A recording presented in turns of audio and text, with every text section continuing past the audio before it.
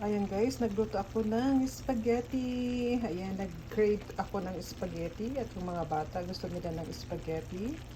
Kaya ayan guys, Filipino style na spaghetti. Ayan, grated cheese. Tapos meron akong nilagay na raisins, pineapple, at ground beef ang aking sinahog. At syempre, imbes na hotdog, nilagay ko ng sausage. Ayan guys. At saka syempre yung Filipino style na spaghetti sauce at nilagyan ko rin siya ng ketchup guys. Ganyan ako magluto ng spaghetti dito. Ayan. Kaya medyo manamis-namis siya.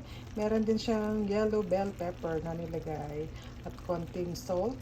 At yun na ang aking spaghetti. Ayan. Tara na guys, kain tayo. Ayan, so yummy. Looking yummy yummy. Ayan o. Ayan, meron siyang raisins. Meron din